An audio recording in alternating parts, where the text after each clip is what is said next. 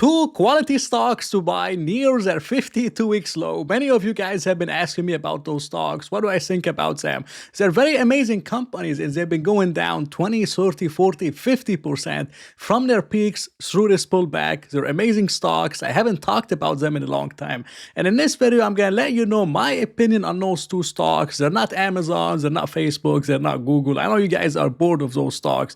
So I'm talking about something a little bit different. And I'm sure you're going to enjoy them as always. Now, the first stocks that I used to own, and I've been trying to get back into stock and I didn't get back into it. I'm going to tell you why, but I'm still watching it very closely. And this is LVMH, ticker symbol LVMUY. The stock is down 32% over the last year. This is an amazing company, but the stock is an absolute disaster. And I'm really watching LVMH closely. I'm also watching a lot of different, you could say, luxury kind of sectors and luxury kind of stocks. But the other stocks like Hermes hasn't really been coming down too much, and they just keep buying the dips. I watch the stock every single day, and I really can't justify the massive multiple for this one. Same thing with Ferrari, and the same thing with many high-end you could say brands or high-end kind of stocks. But the most interesting part about LVMH isn't that the stock is just down 32% over the last year, but it's actually the CEO that has been loading up on the stock very consistently, like never before. Like just 2 weeks ago, the CEO bought 20 million euros worth of shares. Then he bought 25 million euros. Then 17 million euros the day before that. Then 18 million euros, 25 million euros, 22 million euros, 15 million, 27 million, 15 million, 15 million. Pretty much every single day or at least once a week, he buys 50 to 100 million euros worth of the stock. And whenever the CEO, which already owns a large stake in the company, he's buying more so aggressively, I mean, we have to pay attention. And maybe he knows something we don't know. Now, the only problem is he's been doing it for like 6 months and the stock has been a disaster. But again, he has a lot of conviction for him to be putting so much money all within one investment. And most of you guys know the CEO, Bernard Arnault, and he's very popular, one of the richest people in the world. And you know what LVMH owns? They pretty much have a monopoly in the, you could say, luxury kind of space, and they own many popular brands that you guys are familiar with. But this quarter, which they reported yesterday, I believe, it was an absolute disaster. I mean, everything went down. Every single category has pretty much decreased in organic growth, and the total was a 3% decline in organic revenues. And it was really a disaster for a company like LVMH that has been struggling over 2 years. They first had the demand pullback in China. I mean, almost, I believe they entered a recession and they had deflation in China. And they were counting on the United States to help out with the demand. But that didn't really happen. And now the US could enter a recession. And now China is potentially coming out of the recession with more stimulus. So it kind of played out the opposite way of what LVMH was expecting. But it was really bad for the company. Now, they said that the deceleration was mainly driven by Sephora in the United States, because they said Amazon.com, which is a stock that I own, said it was very aggressive on prices. So Amazon has been more and more aggressive as they want to take market share from Sephora, and they want to take market share from Ulta Beauty, and it's more convenient, and so far it has been working. And we could see LVMH mentioning that with Sephora, and I don't know what Ulta Beauty is going to mention, but Ulta Beauty has also been struggling as of late. Now, in terms of the tariff situation, it's really tough, and this is another reason why the stock is going down. But this article talks about this, and they said that the LVMH group has 3 factories in the US and some Tiffany workshops, and making it the only major European luxury group to produce locally. So they actually have around, you say, 3 factories and a few workshops here in the United States. And if they have to, they could shift production domestically to try to avoid the tariffs. And it's the only European luxury kind of brand that actually has the power to do that, and they have the factories to do that.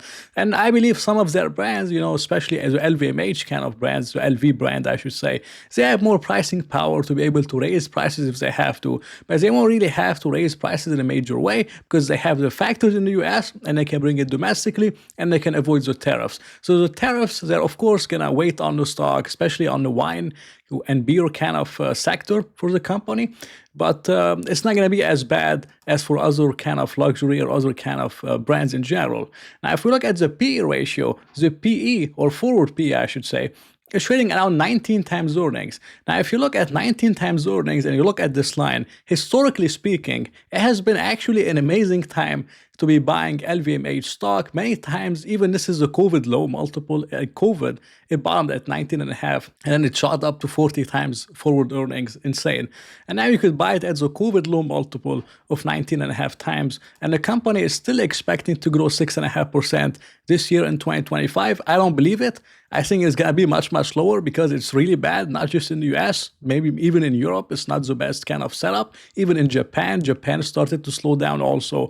2026 is expected 11% and 10%. So 19.5 times earnings, historically speaking, it's really not a bad buy on LVMH. And I would say LVMH is a buy, but the only problem is that everything else has come down. Like Google is trading at 17 times earnings. Amazon is trading at 17 times price to operating cash flow. You have much better alternatives. So if the market was still at all-time high and LVMH was at 19.5 times earnings, I would say LVMH is the best stock to be buying here. But now you have so many alternatives where, yes, LVMH could be a buy at this price and the CEO is buying, but you have so many different options to choose from. In my opinion, they are 10 or 100 times better than buying LVMH at 19.5 times earnings. And that's why I haven't been buying LVMH, because I've been finding so many better alternatives. So for me, LVMH would have to trade at 14 or 15 times earnings or 16 times earnings for me to say, okay, I don't see any better alternative and this is the time to buy. But now I'm not seeing that, and I've been buying better quality companies at even lower prices and better growth and better margins and better return on capital. So that's why I've been staying away from LVMH. But if it does get, I would say, to around $85 to $90 USD, then I would start getting extremely interested, because this would be around 16 to 16.5 times forward earnings. So this is kind of my buy price for LVMH. The second one, which most of you guys love my videos on, and you've been asking me about it, and this is NVO. NVO is another disaster. It's down 45% over the last 6 months. That was a very loved company. It's still up 100% in 5 years. One of the best pharmaceutical stocks of all time, up 47,000%. But just look at this ugly chart. I mean, this is really, really ugly. If I want to put in some context, the stock has topped around $150 and now trading at $64 per share. And again, it has been really brutal for shareholders, especially the people that bought the stock in 2024.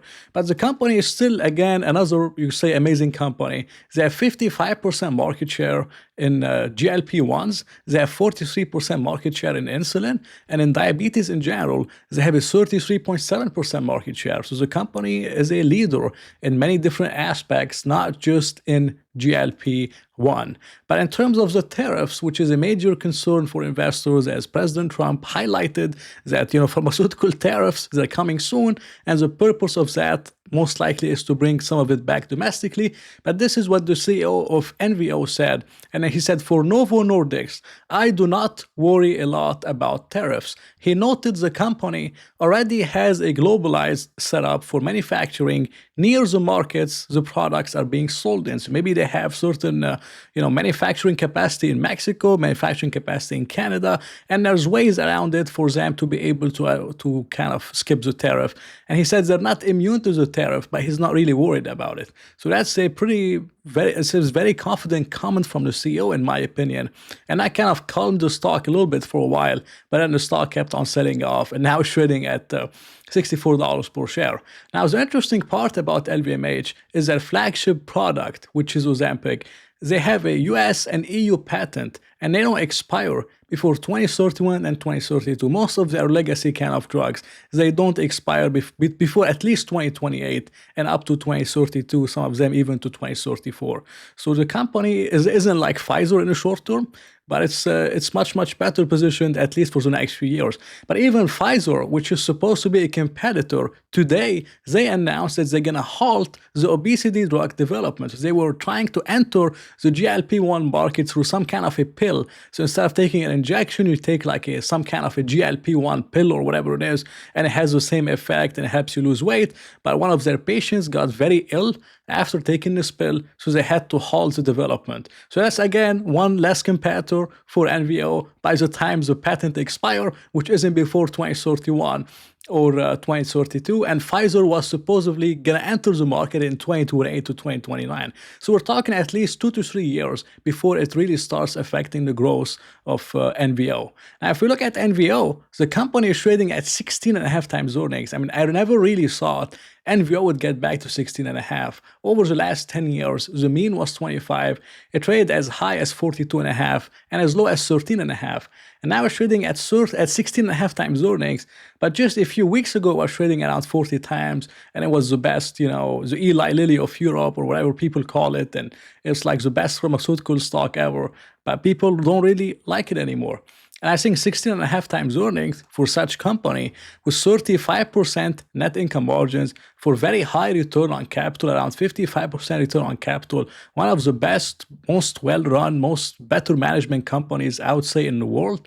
And for a company that's still gonna grow this year around 18% earnings per share, then 19% in 2026, then the growth is gonna start slowing down as more competitors enter the market, could be 15, 14, 13%, but still 16 times earnings, you're buying it below one PEG ratio, below 1 time price to earnings growth. The company just grew earnings 21.5% in 2024, and you're buying it at 16.5 times earnings for 34% net income margins. To me, this is dirt cheap. So compared to LVMH, I would say NVO is looking like an amazing buying opportunity. And I still haven't bought the position. I was buying into my own stocks. I try to buy in my own stocks before I look to open a position in new kind of companies. So I have those priorities.